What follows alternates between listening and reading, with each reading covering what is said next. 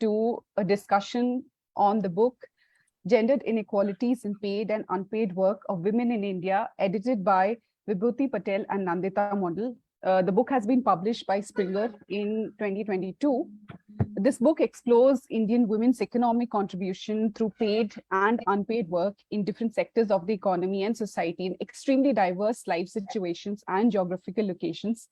It highlights gender implications of interlinkages between local, national, regional, and global dimensions of women's paid and unpaid work in India.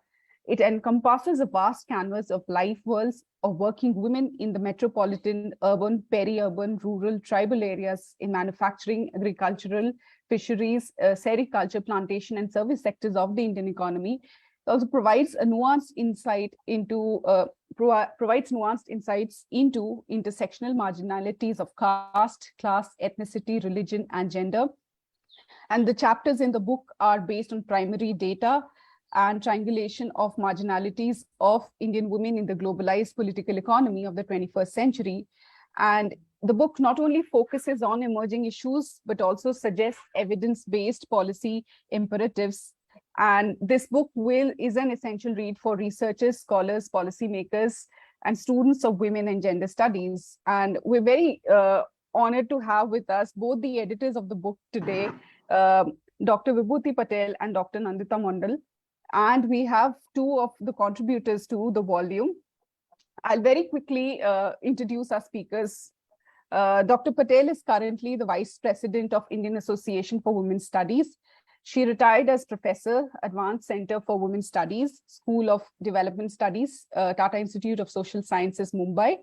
Prior to that, she retired as Professor and Head of Economics, Department of SNDT Women's University, Mumbai. She was the Director of Postgraduate Studies and Research of SNDT Women's University. She did her doctorate in economics from University of Mumbai and was awarded a postdoctoral fellowship from Association of Commonwealth Universities in 1992 to conduct research at the London School of Economics and Political Science in the UK. Her areas of specialization have been gender economics, women's studies, human rights, social movements, and gender budgeting. And she's authored a number of books, including Women and Challenges of the New Millennium. She's co-authored Reaching Out for Half of the Sky, and many more books. And currently, and she's also the co-editor of the series of 5 or 15 volumes, Empowering Women Worldwide by the Women Press, Delhi, and Gendered Inequalities in Paid and Unpaid Work of Women in India, which is the book in discussion today. Dr. Nandita Mondal is currently an assistant professor at Center for Labor Studies at Tata Institute of Social Sciences, Mumbai. She is a trained social worker from Vishwabharati University, Shanti Niketan. She worked with government, non-government, as well as educational institutions during her career. Her research interest covers the issue of women in informal labor, women's work and dignity, cooperative governance and women, child labor, and corporate social responsibility. And she has a number of publications to her credit. We have with us Dr. Rama Ramswamy, who is an assistant professor in the Department of Commerce at Mizoram University, Aizwal. She works in the areas of entrepreneurship development, artisan clusters, and gender empowerment through enterprise. She has undertaken 2 projects on handloom clusters in Northeast India, funded by the University Grants Commission, and has published several articles in reputed journals, including Indian Journal of Gender Studies, Indian Journal of Marketing and Small Enterprises Development, and Extension Journal. She is well known for her comprehensive work on the Aizwal handloom sector in Mizoram and for providing inputs to policymakers to develop handloom clusters in Mizoram. And she's also introduced a unique bachelor's degree in handloom in Mizoram University to empower the weavers of the region and the nation through education. She's also the nodal officer of the Bachelor in Handloom Weaving. And our final speaker today is Dr. Ananya Chakraborty, who has a PhD in development studies at from the School of Development Studies, TIS Mumbai. Her doctoral research focused on the issue of gender, labor, and migration in the South Asian context. She has presented and published her works both nationally and internationally. Her latest publication from Amsterdam University Press focuses on the working conditions of Bangladeshi women in India, Previously, she has worked with renowned organizations like the Prime Minister's Rural Development Fellowship, Landisa, Tata Institute of Social Sciences, and Bankable Frontiers Associates in various research capacities. And her core areas of interest are gender, migration policy, and capabilities and human development. So a very warm welcome to all our panelists today. Very glad to have you all with us today. A very warm welcome to our audiences as well. Thank you for joining us on a Saturday evening. So just to start off our discussion today, we'd like to first invite our editors to tell us a little bit about how this book came into being.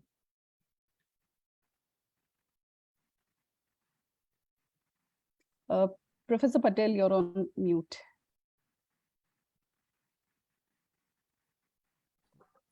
When I joined TISS after my retirement from SNDT Women's University, the very first day, it was suggested by the Dean of School of Development Studies and Dean of School of Labor and Management Studies to organize an international conference. So Dr. Nandita Mondal and myself, we started working on it. We had asked for 2,000 words abstract. We got more than 80 papers, and it was a Herculean task to select 17 papers, and then it was like the century of women's suffrage, and that was, we wanted to commemorate the whole history of struggles of women for level playing field in the world of work.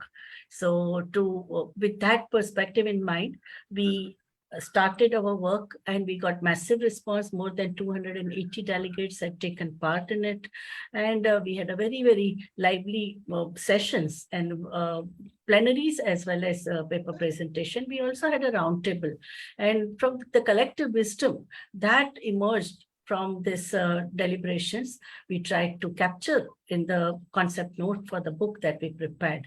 And we also, like the overarching concern with respect to workforce participation of women in the 21st century have been changing labor processes, labor and employment relations, and labor standards in different sectors of the economy.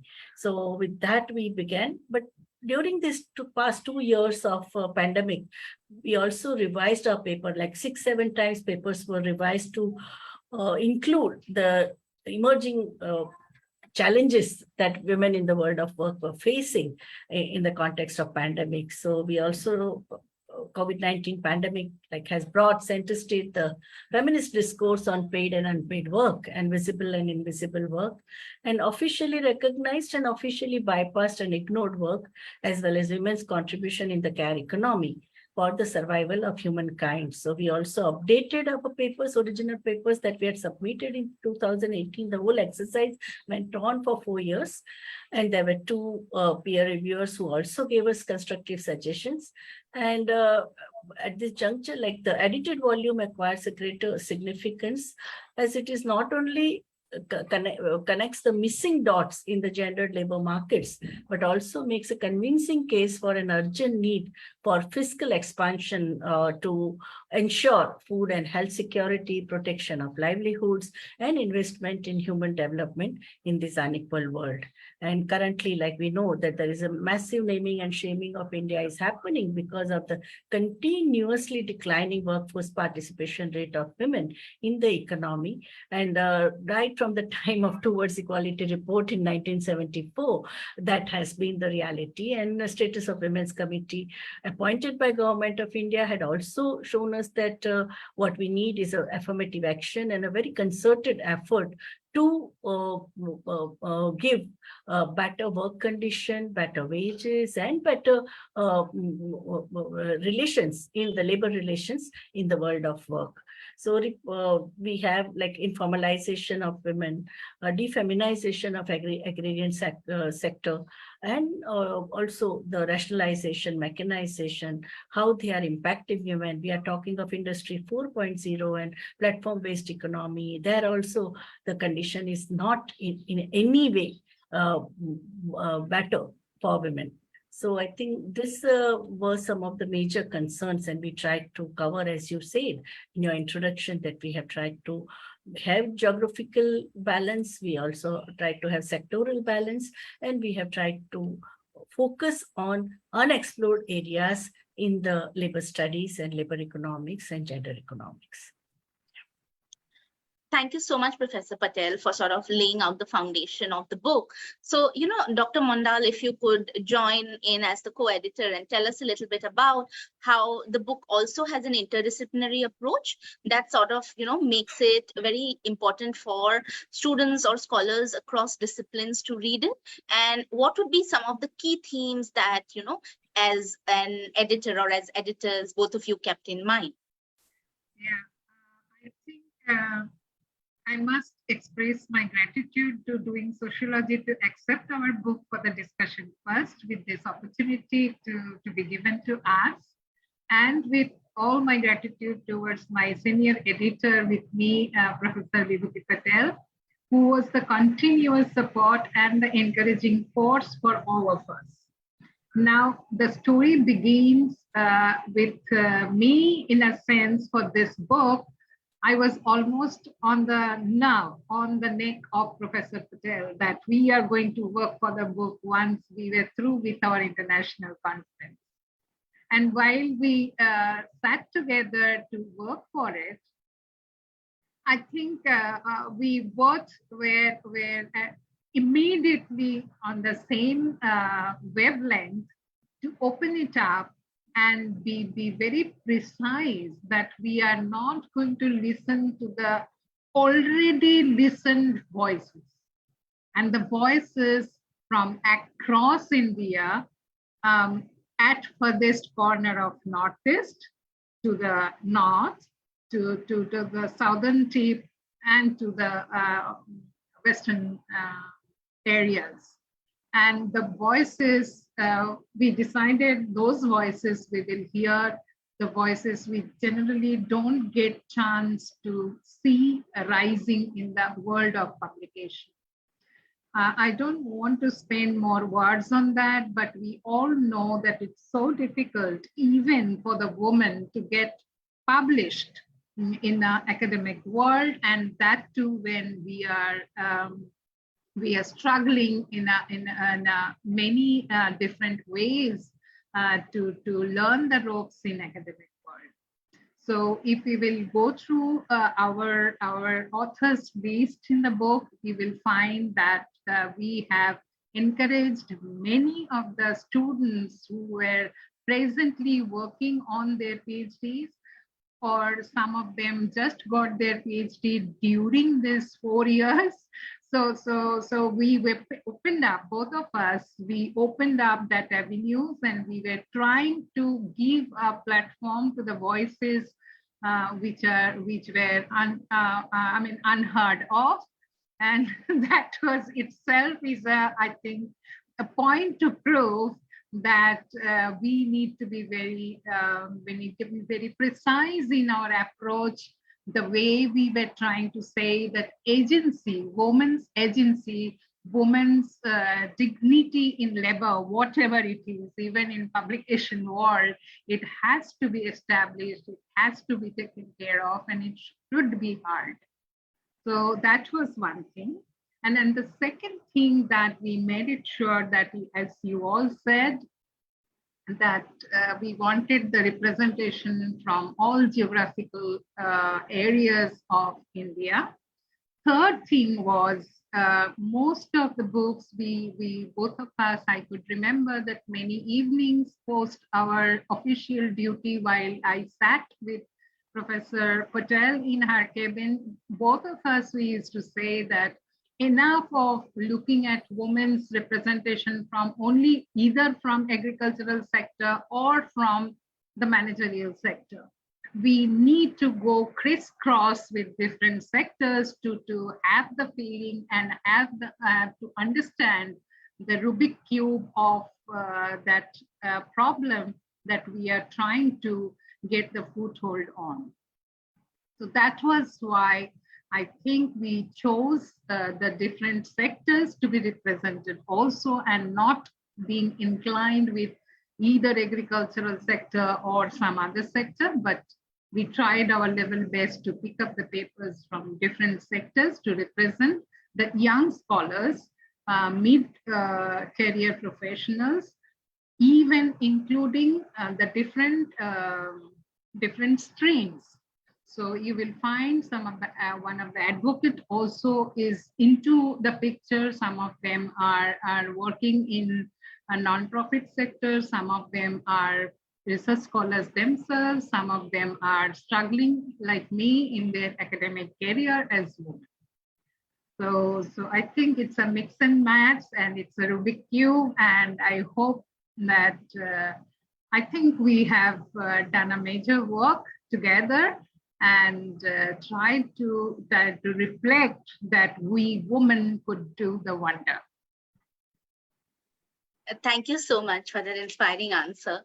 Dr. Ramaswamy, to bring you into the discussion, your chapter, of course, looks at women entrepreneurs in Aizwal, again, a region that otherwise doesn't get much focus in sociological or social science discussions. So if you could talk a little bit about it and, very briefly introduce us to that chapter. So, Dr. Ramaswamy. Thank you very much. Thank you very much. The Doing Sociology team, and I owe my thanks to Professor Vibhuti Patel and Dr. Mondal for listening to a voice from Northeast, from Mizoram. So thank you very much. My paper, actually this is a research, my research scholar, Rodi Laldem Ruati, did her work on women street entrepreneurs in Mizoram. And we have focused on the vegetable vendors in the largest street market in Aizwal. So the title of my chapter itself, it focuses more on the challenges faced by these women street entrepreneurs in Northeast. And of course, let me just introduce myself. I'm not a person, my expertise doesn't lie in sociology. I'm again a wild card here. I'm a commerce teacher, and I did my MCom, BCom, MCom, MPhil from Bombay University. So, the orientation has always been commerce, studying in the financial hub of the country and Bombay University. We used to pride ourselves that we would know what's happening in the stock exchange even before anybody else could do. But then I think I'm very grateful to the editors to have picked up this chapter, because even this was a research work in commerce, the Department of Commerce.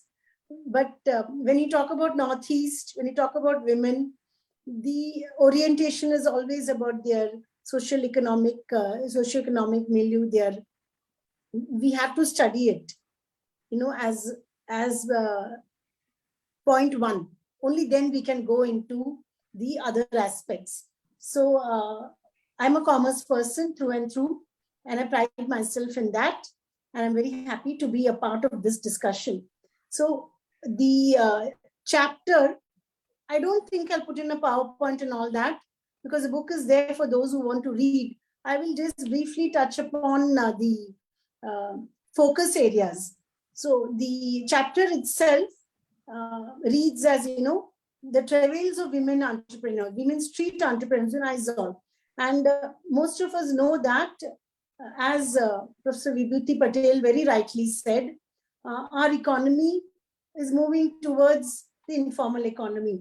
We find that according to the Government of India report, 2012, more than 90% of the workforce and about 50% of the national product are accounted by the informal economy. And till recently, the street entrepreneurs, were always subsumed under the realm of informal economy. And they were kind of ignored and disdained, looking down upon them as entrepreneurs. They were not given the status of entrepreneurs at all. They were called street vendors. And I would again I would like to speak about the works of Professor Baumik, who played a very major role in bringing them out of that groove and giving them the status of a street entrepreneur, because they also do business. So the objectives and methodology, we at the time of doing the research, there were around 400 entrepreneurs selling vegetables on the streets of Thakting. It's known as a Thakting street market in the Mizo, the colloquial language. It's known as a Zing market. Zing market is supposed to be the Saturday morning market, where all of them, the local people, Mizos, non-Mizos, all of us go out and buy our vegetables and all the stuff. And they call it a bazaar day. And you will find them happily going and shopping. It is not, we don't look down at it. It is a kind of recreation for us, all of us. So we start shopping early in the morning, and there were about 400 entrepreneurs selling vegetables on the street markets. So we randomly selected 196 of them, and the data was collected from July to December 2013. That was the time the data was collected. And as Professor Vibhuti Patel said, it's taken a long time. The seminar was presented, I think, in 2018. Yes. And I will show you pictures. At the end of it, I would love to show those pictures of the street markets. So we have arterial roads. There is a place known as Sikul Puikon. I have some of my Mizo colleagues here. They would understand very. I'm glad to have them in the audience today. There is a place known as Sikul Puikon up to Kulikon. And then there's a divergence of road which goes, Thakting, it's Tlang, that was the word. Tlang means a hill. So, and originally Thakting, that hill had a lot of cinnamon. Thakting means cinnamon in Mizo language. So there was a time when the entire hill might have been, forested by cinnamons. Even today, we get a lot of cinnamons in the market, but there are no cinnamon trees on that place anymore. So on Saturdays, the vegetable vendors come from the villages, and these villages are all in the hinterland of Aizwal city. The maximum distance, from where they come, but there's a village known as Sisong, which is 45 kilometers from the Aizwal city. And then you have Lungleng, Melriat, Kelsi, Thakchik, Satik, etc., etc. So they come with their vegetables on Friday night by Tata Sumos, and they start, they're laying down their vegetables, they offload it, and then they bundle them into lots. And in the wee hours of Saturday morning, 4 o'clock in the morning, they lay down their vegetables on the streets itself, because the street becomes a market. So looking at the social framework of the entrepreneurs, all of them belong to the ST category. And there are several tribes and clans in the Mizo society. You have the chiefs clans, you have the commoners clan. But the best thing about the tribal societies, there's no discrimination. All of them are on par. So we have the chiefs clans like Silo and Zading were visible there. But the largest tribe belong to the Fanais. And very interestingly, out of 196 street entrepreneurs selected, 187 were women. So predominantly, it is a women's market.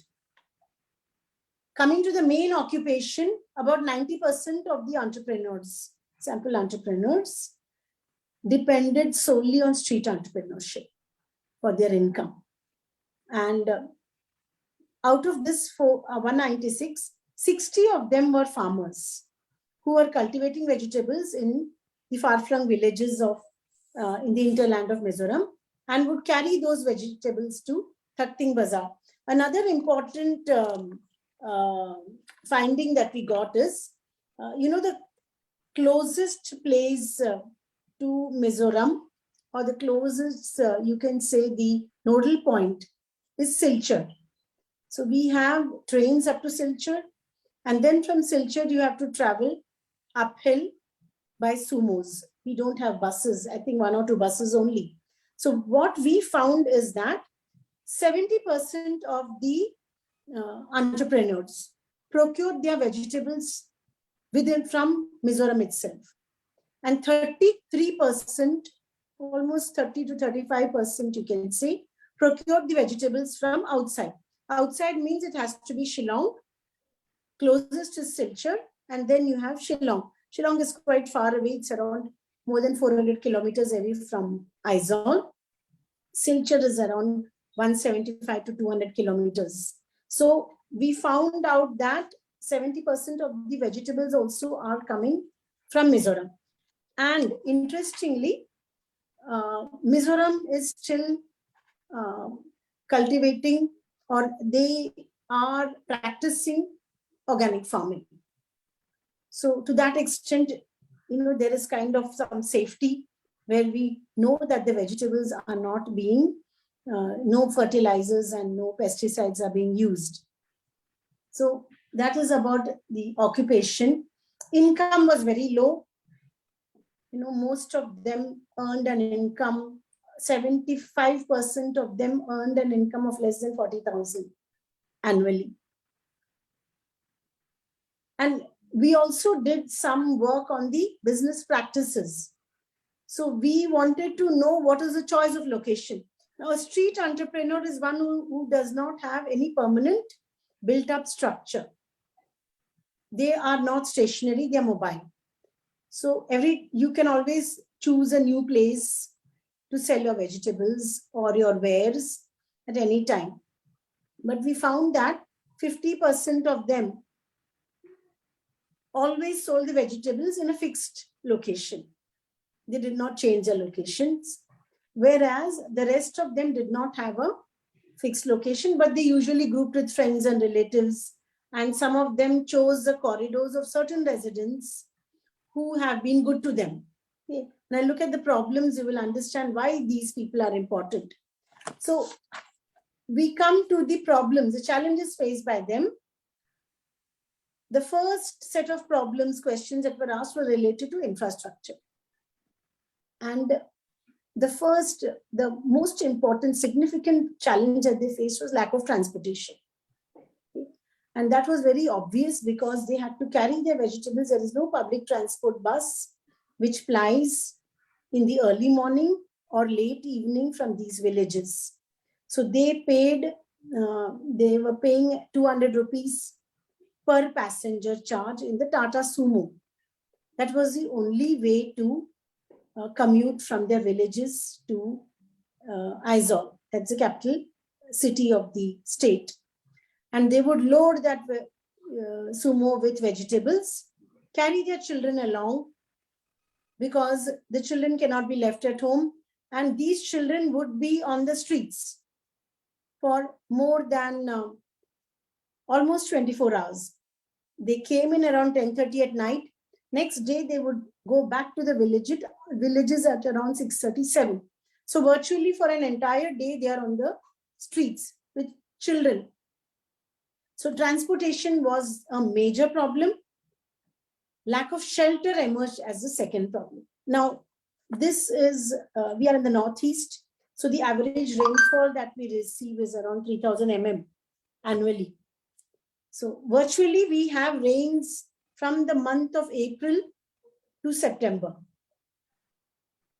So imagine sitting on the roads without any shelter with their umbrellas and selling the vegetables, and then sitting for the whole night on these streets. So that came up as a very significant challenge or problem that they faced. And winters in Mizoram are quite severe. The temperatures go down to below 10 degrees centigrade. And then मेरी मम्मा है. And then again, continuing to stay on the streets for the whole night. That again was a big issue they were facing. The third problem leading to infrastructure was again high cost of transport. I hope I'm audible and I'm there, I think. Yes. Okay. So, what emerged, what was very interesting is none of them mentioned lack of facilities. Okay. So that was what was very interesting, because lack of facilities emerged as a very significant problem, with only 39 of them mentioning that they did not have facilities. Now, this is because, one of the basic issues that they were facing is lack of sanitation. There were no public sanitation facilities on the roads. And there was just a partition and no water available for them to, as a public sanitation facility. So, and they would go to the houses, they would stay on the corridors of those residents. They were using the places, their bathrooms. Obviously, 24 hours you're on the road, but none of them mentioned it as a facet. That's how the tribal women are. Because tribal women don't perceive a threat to their modesty in tribal societies. So that never even occurred to them that lack of sanitation should be cited as a facility, which came out as, I was myself very shocked to know this. And then we went to the marketing problems. Marketing problems also were related to transport. The most significant challenge that emerged is irregular supply of vegetables. Now, irregular supply of facilities, again, indirectly pointed out to lack of transportation, because we don't, I think this is the only state in the country where we do not have railways. There's no railway line here. Okay, now they are doing work on railways. It may take another 5 years. So when we talk about irregular supply of vegetables, it also meant supply of vegetables within the state, and that can again be attributed to transport, lack of public transport, lack of transport facilities, and the 30% of them who procured the vegetables from outside, even they would be facing issues because there was a lack of transportation. So, where you looked at it, they mentioned transport and lack of shelter. The second one which emerged was vegetables are not fresh.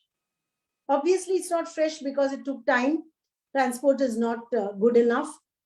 And the third problem, again, which related to marketing, was spoilage of vegetables in transit.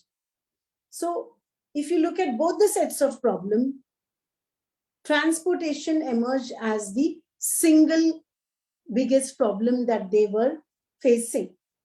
And then we talked about finance. Finance, they said that they have a problem regarding working capital. Now, working capital was a problem. One, because as a commerce person, we can relate to it. One is the products are perishable. Secondly, they were transacting their business on cash basis and not credit. So therefore, they were cash strapped. Okay. Second problem, which they cited, is the banks do not give us loans. Okay. And banks are averse to giving loans to the informal sector. This is corroborated with research in Latin America, Asia, all the underdeveloped countries. They do not give them loans. And thirdly, they were facing problems of fixed capital, in the sense that very distressing to find that only 40% of the entrepreneurs had weights. Others were all using stones. Or, 1 kilo ka itna hai, theek hai, let us keep that and then we will multiply it. So they did not even have weights and measures, and that it came out as a problem of fixed capital. But fixed capital was just silpaulin sheets to be spread over the top, and then you had the weights and measures and the baskets to carry the vegetables. They lacked that also. So these were the problems that they faced. In conclusion, I would say that the Zing Bazaar is an epicenter of commerce, and it is providing daily needs of organic vegetables to the city dwellers of Mizoram. And if you trace this market, the beginnings of the market were in 1960s with only 20 of them. And today it has become a marketplace which is providing an outlet for farmers, small farmers and growers of vegetables. But scant support has been extended to them by the government agencies. No basic facilities of transport, sanitation, shelter, and I have mentioned this to the government, but as I told in the last lecture, nothing seems to be happening. Things are the same way. I don't find any change at all in what's happening. So, what is that? Swachh Bharat, I don't see anywhere. I don't see the Beti Bachao, Beti Padhao, any of these schemes on the ground. Even today, these women do not have toilets. And I don't know how it does not become a concern to women themselves who come and buy vegetables there. Don't they even wonder how these women may be, looking after their basic needs of sanitation? So I find that a lot needs to be done on the ground, and we need to give them the freedom to sell. That is one thing.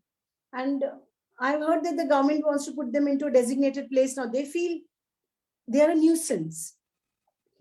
But you have to understand that if they stop coming from the villages, you're not going to get your vegetables on that Saturday.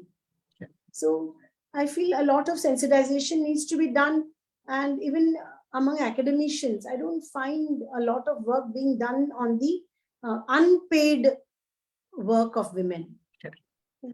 There are a number of activities, agriculture. In Mizoram, we have handlooms, we have sericulture, where women are contributing a lot. It's very, very, the sector is very specific to the need of women as labor, because their fingers are very delicate and collecting the worms, etc., etc. But no work is being done. So if I could just show the pictures of the street market, Dr. Deepali is there, just the two pictures, or should I share it? I'll just share it. Let me see how I can share it. No, they say only the host can share content in this. So if only the last two pictures of my PowerPoint could be shown. Yes.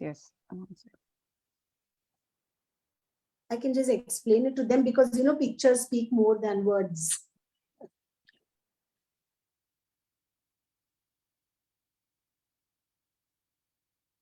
And I would be very happy to answer questions, if any, especially from the Mizo faculty. We have some researchers in the audience from Mizoram.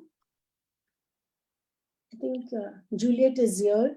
Juliet is from ICFI.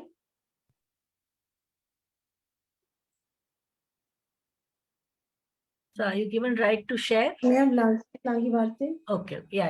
Okay. Yeah, I'm sharing this. Yeah, just go to the 13th slide. Yeah, it is in working mode. You'll have to make it slide share mode. Yeah, that is a Zing market. This is the arterial road, the one which I was saying. And The girl in blue t-shirt and the pants is my scholar, Rodi Laldan Ruwati, the first author of this. So you can see, most of them are women, children sitting with their mothers on the road, and they're selling their vegetables.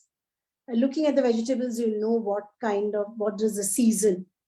This should be in winter, because during the rains, we have a lot of corn and other types of vegetables. The next slide will again, this is how it is. This is an overview of the market. So they're on the pavements, literally on the pavements, and you can find the buses moving from there. That is a city bus. And all kinds of vegetables. You can find, people negotiating the price, bargaining there. So thank you very much. Thank you very much for giving me this opportunity. Thank you. Thank you so much, Dr. Ramaswamy, for such extensive details on your chapter. To include our, last discussant, Dr. Chakraborty, in the discussion. So if you could also very briefly talk about your chapter, and then maybe we could go back to the two editors. Yeah, sure. Thanks a lot. First of all, I would like to thank Doing Sociology for this opportunity and for the discussion of our book. I am one of the recent scholars who completed PhD during the course that this book was published. So very quickly, I would like to also extend my gratitude and thanks to Professor Patel and Dr. Mondal for their constant support. Professor Patel and Dr. Mondal have been literally people with whom I have brainstormed about my thesis, people who have been really critical in shaping up my PhD work, and also giving me a direction into understanding, the theoretical understanding of what this work builds upon.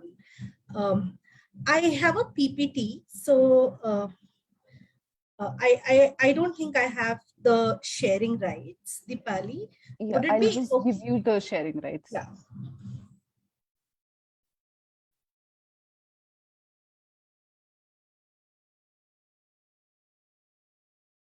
Yeah, so while I try to share the screen, let me quickly talk a little about myself. I am currently working at the World Resources Institute as a research analyst, and I work in the field of gender, climate justice, looking largely of climate with agriculture and the MSME sectors, which is an extension of the work that I have been doing. Before joining the World Resources Institute, I was working at the International Crops Research Institute for the Semi-Arid Tropics. Since then, this research actually belongs to my PhD days. So yeah, very quickly, the title of the chapter that I discuss is Glimpses of Paid and Unpaid Work Among Women Migrant Workers in the Informal Sector in India. This that I did in my PhD, where I looked at women labor migrants from Bangladesh and Nepal, comparing their conditions to the Indian migrants within India. But within this chapter, I mostly theorize what is happening to the women migrants within the Indian context itself, and have dropped the context of Nepal and Bangladesh for more clarity and giving more space to the theoretical discussion and building up an analytical framework. The chapter is broadly divided into 7 parts, and I welcome all of you to take a look at the chapter and the book. An excellent compilation of both theory and evidence, like we just heard from Dr. Ramaswamy and several of the other chapters. What I largely look into is to kind of contextualize what is happening to migrant women in the labor market. We all know that mostly a large proportion of the migrants are women. So when this chapter was being written, I did not have access to the latest migration statistics from India. We just had provisional numbers, but what we saw was 68% of the migrants are women. Out of this, we find that 68% of the total migrants in India are women, okay? But out of this, we find that 66% of the women are seen to be migrating for marriage-related reasons. So when women's migration is seen as something which is related to marital or associational reasons, a lot of economic, sociological literature that has gone on previously discounts it as having any economic consequence or contributing to the work in sense. So it does not have any value in terms of economics, in the economic sense. We find that out of the total women who migrate, less than 2% migrate for work and employment. And this failure to account for the migration of women post-marriage and how they get into the labor market as well is actually reflected in sense in the way our national income accounts discounts the work that women do, discounts the contribution of women in accounting for our GDPs and the national statistics. And also it leads to broader social consequences as well. So it does not have only economic consequences, but also social consequences, both in terms of provision of social security and also in terms of ensuring women the dignity and the agency, the ability to access these labor markets itself.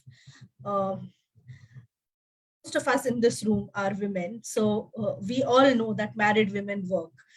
Even if it's unpaid. A lot of women perform, mostly like most women in the Indian society perform unpaid work such as caregiving responsibilities and social reproductive responsibilities such as cooking, cleaning, taking care of elderly, taking care of children, due to the social and gendered norms where it is expected that women in the household perform these roles and responsibilities. This is more so true for women belonging to for those who might belong to who have lower literacy rates and who might belong to the economically and demographically,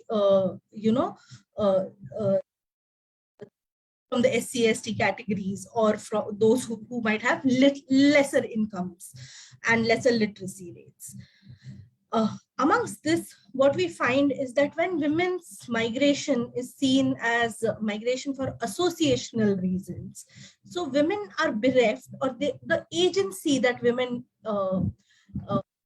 in undertaking the journey of migration is often taken away from her. And men who are the breadwinners, who are the real breadwinners, are seen to be as the real decision makers of migration.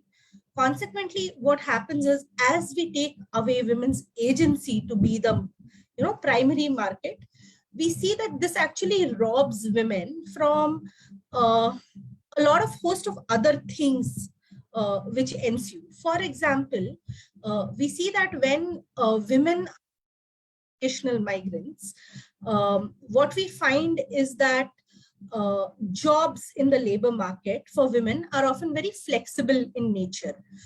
For instance, a man before migrating might know the job that he is going to do at the destination. Women's migration and her job post-migration might often be more flexible and ad hoc in nature. So she would be getting into a job which is more flexible, lower paid, which is not like the main breadwinning job of the household. It might be, it spans across various types of jobs, which can be like, casual contractual jobs, jobs within the household, jobs that help the man perform his job.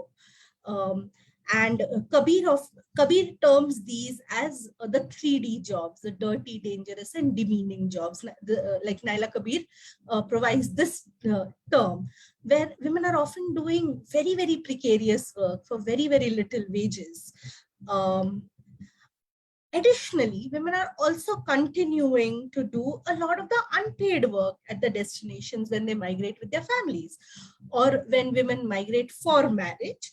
They continue to, perform care roles, the reproductive roles, and they also get into roles which require them to do these actions. For example, a lot of women do get into domestic work, for example, right? And domestic work is seen as an extension of a reproductive role. So it's not that you are teaching the woman anything else. The woman is just using things that she has learned in her social sphere, in her daily lives, which is seen to be a part of her, reproductive role, and just using those skills to engage into the labor market and get remunerated for those activities. Women also provide a lot of emotional and effective labor. During my PhD, I found that they are working as, caretakers of children, caretakers of adults. They're working in bars, they're working in salons and spas, where they have to, they're working as service, in the service sector, and they're working as sales representatives. They're working in restaurants as servers, where they have to perform a lot of these emotional and effective labor, and we'll come to some of the examples later on. However, what is very interesting that I find is that the policy aspect of it does not recognize women migrants as workers. For example, a woman who might have been married and she moved in her husband, because we have a patrilocal society where we have very local systems of marriage. So in most cases, the woman leaves her marital house and moves on to join her marital family upon marriage. This shift, if the woman makes this shift if the woman migrates, this is often accounted as migration for marriage. Even if she joins the labor market upon marriage, she would be counted as being a migrant for the marriage. A woman might also, upon marriage, perform a lot of activities, both in the rural economy and in the urban economy, which do not get captured in the system of national accounts. So the code 92 and 93 of the national NSSO actually has the codes for voluntary unpaid work, women engagement in agricultural activities at subsistence level, such as producing for self-consumption, kitchen gardens, collection of firewood, cattle fodder, water, and other natural resources, or social care, and reproductive labor performed by women. So these things are often solely the domain of women. Women are carrying out these activities both in the urban space and in the rural space, and these often do not get into the system of national accounting itself. The specific acts relating to migration, which the main of which is the Interstate Migrant Workers Act, was until very recently called the Interstate Migrants Workmen Act. So even in the nomenclature, you see that there is a tendency to identify the male as the main migrant, and women were not often given any of the protections, the social securities, the rights, and the dignity that comes along with this process. In this chapter, I kind of provide evidence from the field level. I will actually skip through this in the paucity of time, and I would like to actually shed more light on two of the case studies that I highlight in the chapter. But very quickly, I found that out of the 91 women who I interviewed, 98% of them were ever married, and 83% of them were currently married. I also found that women came with very little formal education, where 42% of the women were illiterate and 26% could only sign their names.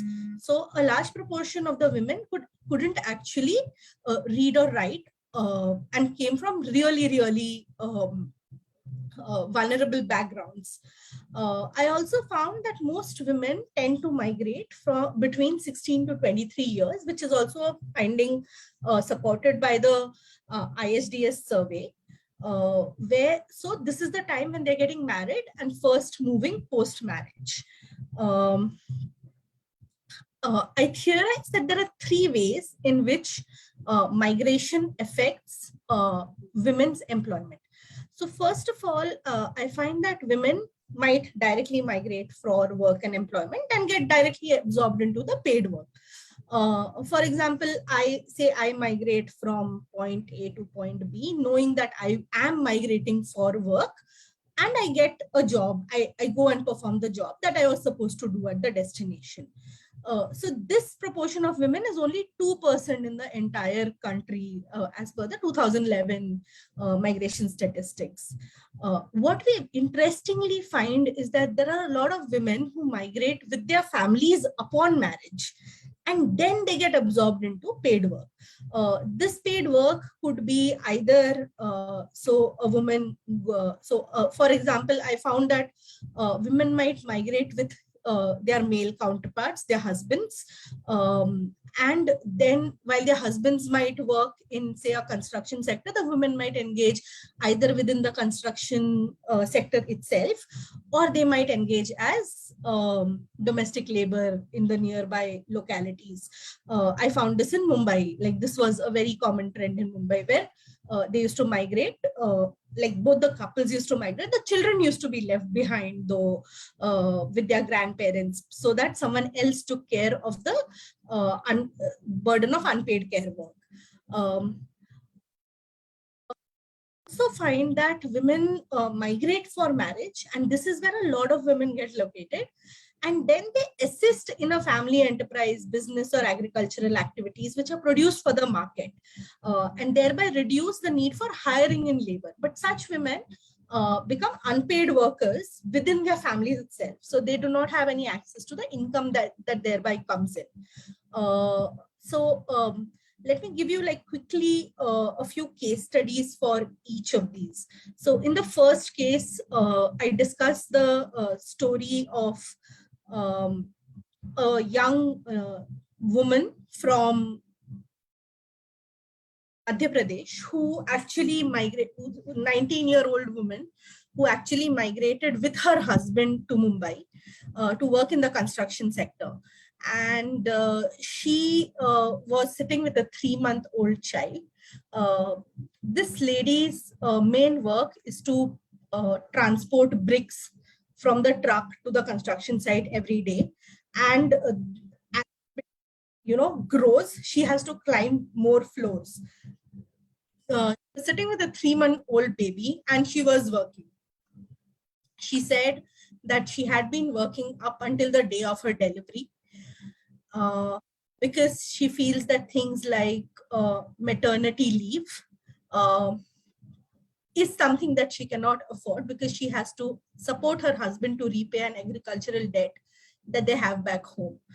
Her child is often left down on this old sari that she lays down for the child, and the child is looked after by the little elder children in the construction site, who take care of the child when she's up. And if the child starts crying, they scream for her. She comes down, feeds the baby, and again goes back to work. And poorer women with very, very little capabilities. So she lacks literacy, she lacks the ability to decide about her work. She also lacks the ability to opt out of the labor market because of her situation. The contractor also definitely exploits this condition very knowingly. She is into paid work, but she does not have agency over her earnings. She does not have a say in how her earnings are spent, and she contributes mainly, like it's mainly controlled by her husband. In the second case, I find the story of a very enterprising lady who migrated upon marriage, and then she gets into the labor market. She has started a milk agency, and now she employs people, and she provides jobs to younger people in the society to distribute packets of milk in the morning. And this is something that she started after marriage. So this is an example of entrepreneurial activity, self-employed activity, which happens after the marriage, where the major reason why she migrated was marriage. The third reason is where the third main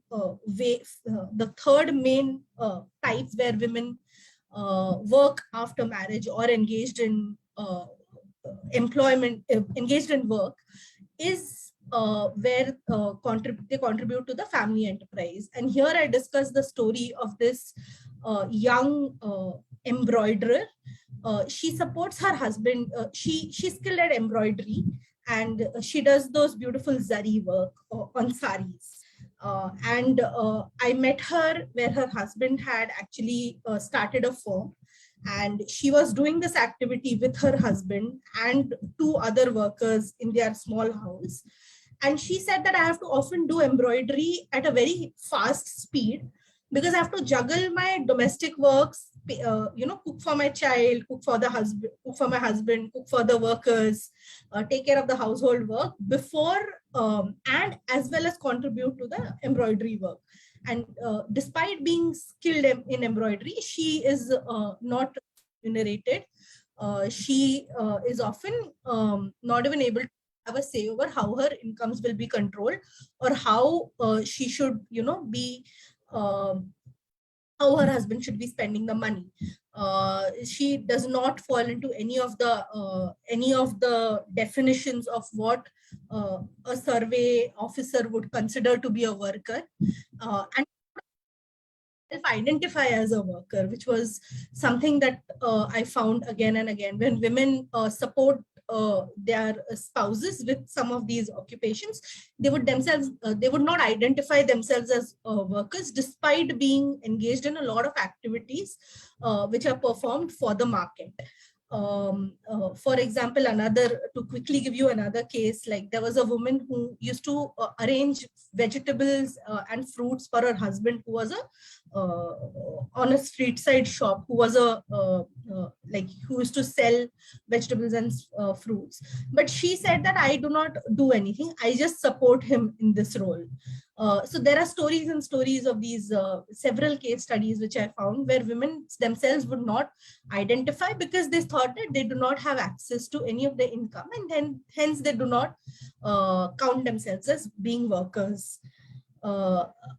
So what I find in this is that though migrant women might significantly contribute to the production process, they might actually be creating value, they might be adding values through their economic activities, they are often discounted as workers. So hence we need like a closer scrutiny of what constitutes paid and unpaid work, and also strengthen the systems of accounting, strengthen the way in which we account for women's contributions.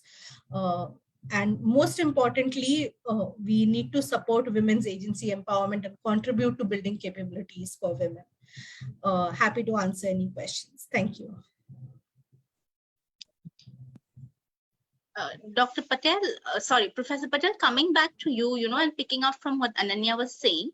So, of course, in your chapter, you look at some of the key issues in macroeconomic policy as well as women's workforce participation, which is a major issue in today's economic discourse. So if you could talk a little bit about how you think, we could work towards increasing women's workforce participation in the country.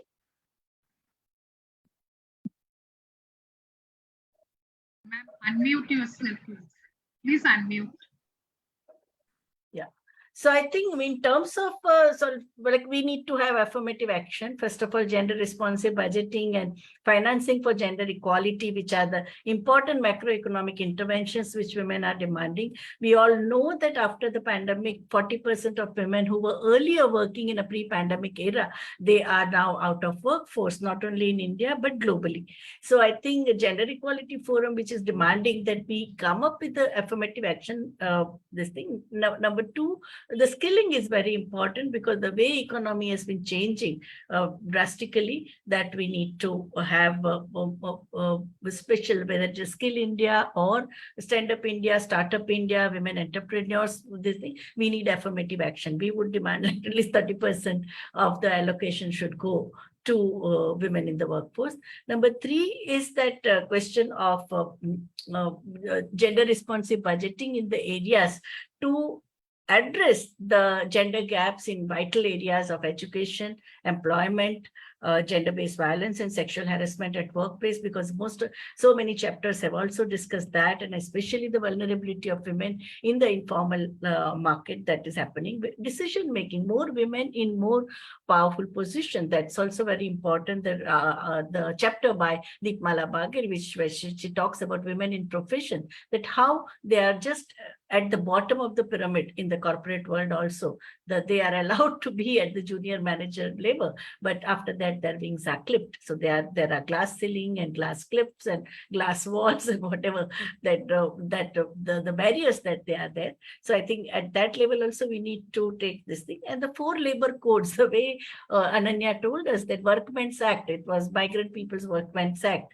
The same way we have these 4 labor codes in all, whether they are codes on labor, wages or labor standard or social security or industrial relations, it only talks in terms of he, him and his. There is no her. So the whole ideology behind that is women are not working. No. So that is. Now, CMI report says there are only 9% of women who are in the workforce currently in this quarter, while the state says that it is 18%. But still, it is deplorably low. Behind us, there is only one country, which is Afghanistan. So we need to really, because at one level, we are boasting about millions of women getting degrees. And these degrees are not only in BA, BCom. If you see recent data of this thing, they are there even in the professional degrees, no? Whether it's a lawyer or a CA or architect, engineer, doctors, homeopath, the physiotherapists, everywhere women are getting degrees. But why these degrees don't translate into career? Why there are 40% of women who have degree of MBA, which is an extremely competitive course, they are out of workforce. So we need to provide a very supportive, first of all, recognition of unpaid care work, proper reward for the unpaid care, for the paid care work, because those who are working, as Ananya study shows, they work as a domestic worker or the care worker, or they are the now platform-based service sector that we have. With urban clap and all, everywhere they barely get less than minimum wages, no, these women. And there is a precarity, there is a insecurity. So we need to address that through legislative and through route and also through judicial route, no? Because some of the interesting judgments that we got recently about compensation for housewife, especially in the accident case, no, where the court demanded from the insurance company that if a housewife dies, then also they have to compensate for her. Housework is a very important work. So these kind of changes which are happening, I think they should percolate down to all sectors of the economy. And the most neglected sector, which is a farm sector, where there is a defeminization in a big way, percentage of women in the agriculture sector is reducing. There are several reasons for that. At one level, commercialization of agriculture. Second one is that women who are in the reproductive age, first of all, women are free because the population TFR is going down. So women's reproductive labor is required only for 4 or 5 years because they are producing less than 2 children. But still, the employment of women in the agriculture sector has also gone down. We have only 8% of women who have land rights, and they are also marginal farmers and and poor peasants, as it shows even in Ramaswamy's work in Mizoram. I think that is the scenario all over the country. And they are not even acknowledged as farmers. They are not given even Kisan card. They are, when we talk about farm sector, we only talk about farmer's wife, farmer's daughters, farmer's widow, farmer's mother. But she is a farmer. That doesn't, that acknowledgement the state has to give, because without that, she will not be eligible for any of the schemes which the state has for the rural sector, whether it is about insurance, whether it is about crop insurance, or a loan, or subsidized electricity, subsidized water, whatever support that state gives, they are deprived of. So I think we have to, sector-wise, we will have to go, and that's why we have chosen these 17 articles, which are completely the areas which have not much work has happened, whether it is a question of commercial surrogacy, it is also an emerging area, or whether it is a question of women artists, because the Saptam Patel's chapter is about the women artists. Nobody has even focused on them, that women who are into painting and cultural activity and all. Now, they are also workers. They are projecting, they are selling their creative labor. And then in case of surrogacy, it is the reproductive labor, how the commercialization of surrogacy leaves women completely vulnerable, women who are there as a surrogate, their rights are completely marginalized. So that is there. Then we have a woman in the silkworm industry, Kanchaneka, who is also here.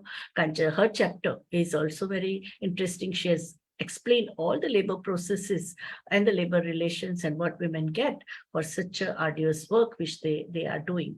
So I think the 3 sections of the book which talk about the macroeconomic policies, neoliberal globalization, and its impact on women, and other thing is women's dignity and identity, as Dr. Nandita Mondal talked about, and women's agency. And migration is a very important concern, and first time now we are discussing migrant discourse on migration has become center stage in the labor studies. And the urban reality, women in the urban workforce, where we are also talking about women taxi drivers. The chapter on by Madam Gupta is about Azad Foundation, their work with the women taxi drivers. We are there, and women in the rural and plantation sector. So this is the thing, and all the sectors, all the chapters have located the issue in the political economy and the changing dynamics in the Indian economy and how they are impacting women's life worlds. Yeah. Thank you. Thank you so much. Dr. Mondal, if you could talk about some of the challenges that women working in sectors where the labor gets clubbed with the labor of their husbands, the kind of challenges that they face. So, if you could talk about it. I think time and again, while I was teaching as well as while I was doing my own research work, I found it out that women's work as such was never being recognized. It was always camouflaged with all this expression of, oh, okay, she's contributing in the family business, or she's extending the labor force participation of her husband, or of her father, or of the family. Now, if we will go to the sugarcane industry, if we can utilize the example of sugarcane industry, it's a very unique example where the couple are being given a very hefty advances to allure them, to tie them up with the system of sugarcane cutting during the cutting season of sugarcane, and they were brought from the hinterland, rural hinterland, to another place to be engaged with the sugarcane cutting for throughout the day and night. And while doing that, it was the unit of labor which is being paid. And the mullah, the remuneration or the wage is always going to the man of that unit of labor and not to the woman. Although they are getting 2 laborers in place, while they are taking it, considering it as a unit of labor, it is the 2 laborers, but the women were never never been identified or recognized as the worker. Now, other than sugarcane industry, I have done my own PhD on Koli women in Bombay, and I found it out that otherwise in this maximum city of Bombay, those are the women who are in the private domain for generations together. I started my argument with the PhD where I work with the notion that there has to be certain connection with the amount of labor or their identity of labor as women with their empowerment. And I took it towards their family or the household in the private domain rather than the public domain, because I started with the argument, if this general argument for women empowerment about their recognition as labor goes with how much are they representing at the public domain, then fine, the Koli woman or the fisher folk woman are there in the public domain for generations together. So as we can see, apparently they are being empowered, or they are the empowered lot. Now, if we will go by the literature from all over India, if you will take it a note of folk literature also, you will be finding that it's really difficult to negotiate with the women from the fisherfolk communities, and that's reflected everywhere in the folk literature. Even then, while I started working inside their household to find it out, where are they are just a human being as women being treated within their household, and how was it? Now, you know, I will be sharing very interesting backdrop on that. While I was doing my PhD, I was struggling with my own finance because I myself was on a different journey on the contour of my career. I left my own job, secured government job, and trying to get a foothold with the academic career, and it was must that I must have a PhD.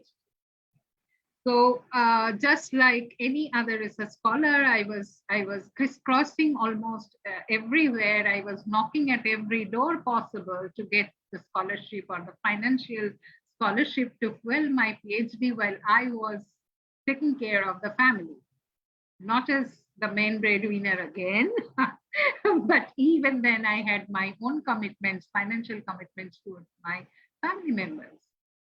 And astonishingly, a very big industry houses, which are very important, of course, all over the world, they do contribute for the educational purpose. While I applied, the reply that I got from the educational officers who were treating my application for PhD scholarship said, "Oh, you are doing your PhD on the Koli women, go to them. They are very rich. They're wearing a lot of gold.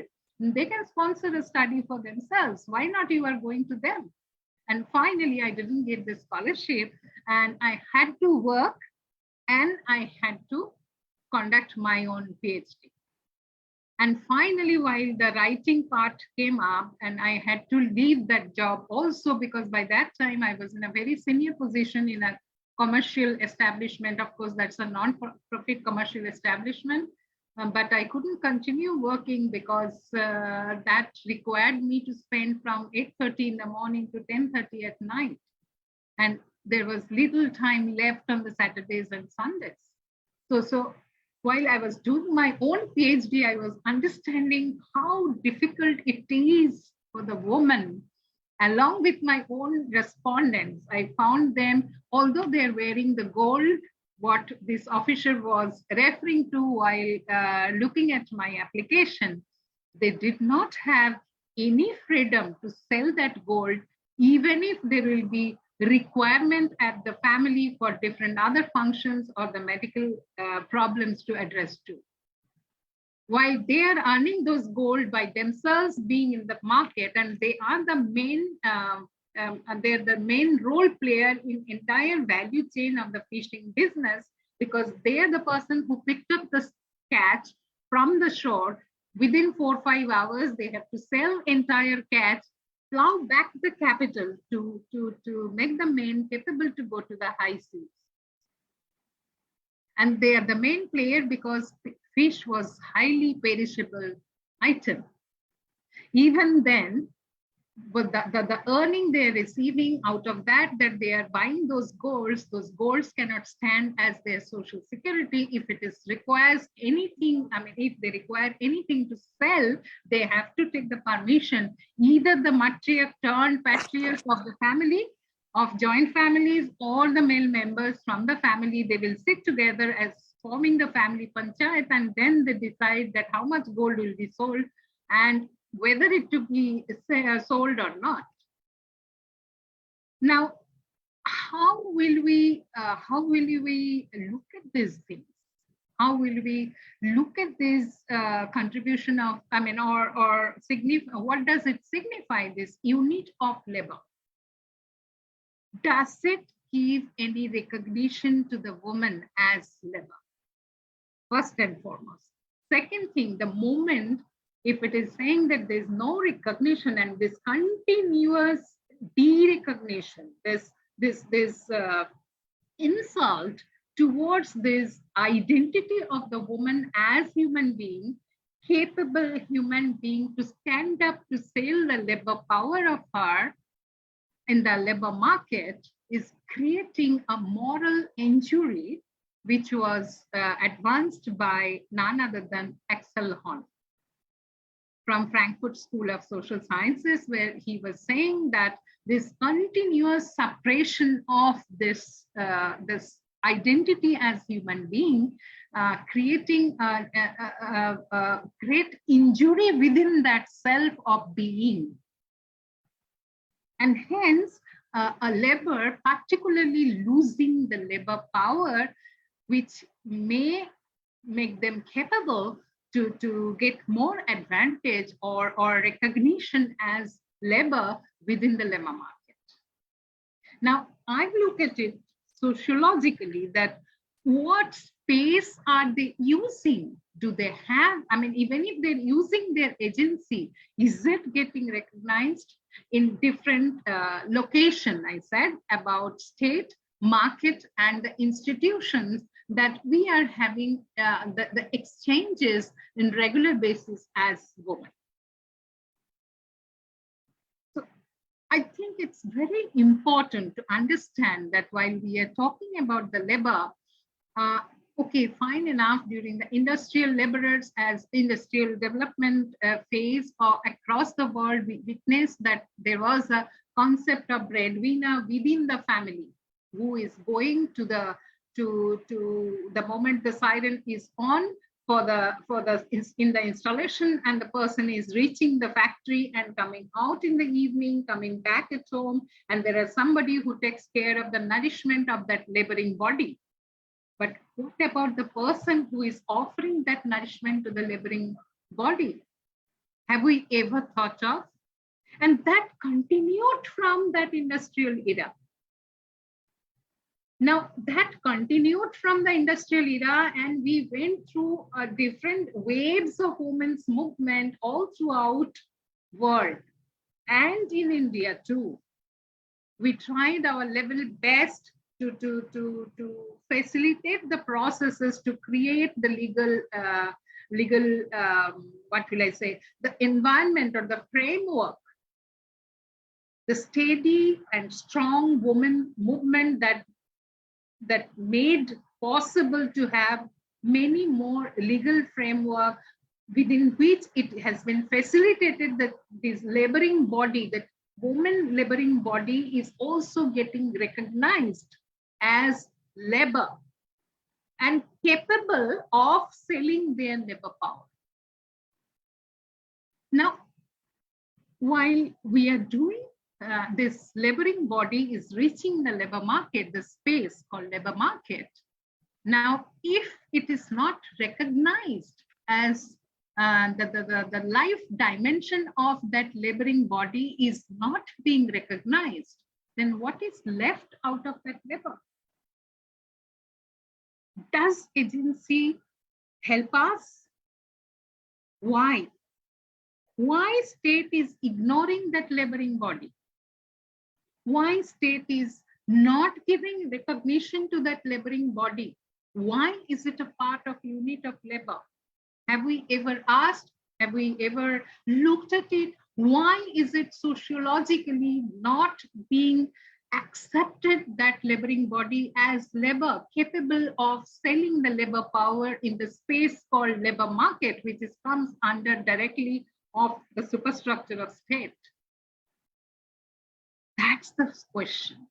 That's where the moral injury is happening continuously, generation after generations. And I think still we are still yet to reach up to that stage where we are really, really respecting or regarding that laboring body as labor.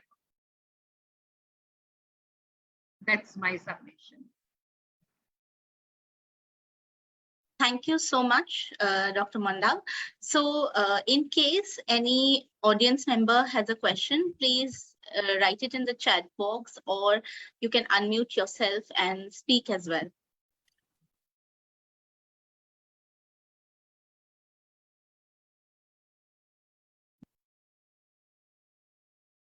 I think this has been a very riveting conversation, so nobody has any questions.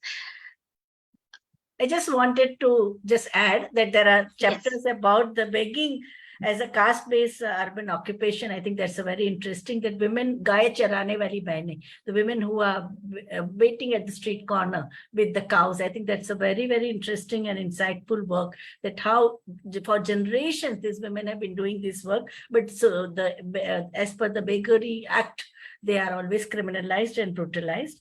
Another thing is about the breaking boundaries that I have told you. But women in the horticulture and women in animal livestock raising, that chapter is also very interesting by Vijayamba, and how that also gets been invisibilized.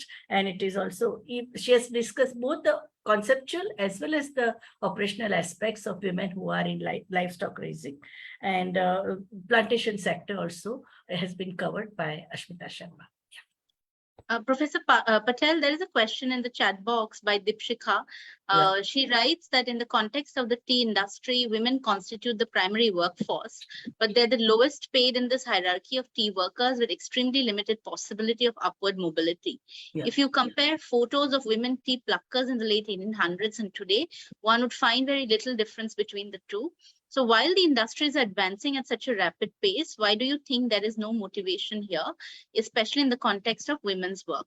Yeah, and now I think it is even worse, because there have been starvation deaths also reported, both in Bengal and Assam, mainly because employers have run away. I've myself seen in Darjeeling that employers have gone away after China started dumping. There is a globally, in the global market, China is reigning supreme because the Chinese tea is cheaper than that of India. So there has been a tremendous crisis, and that's what also the macroeconomic aspect also Ashmita has discussed. So in this context, most of the earlier the employers had to take care of the welfare of plantation workers. So now they are just not there. Most of the men have migrated to the urban areas for other jobs. It's the women and children who are left in the plantation sector. So in certain areas, they have formed their own self-help groups and cooperatives, and they are doing direct sell. But the support of the state is not there. In fact, ration card is also not there, because they don't have Aadhaar, they don't have a ration card, and that's why they are not even eligible to get PDS.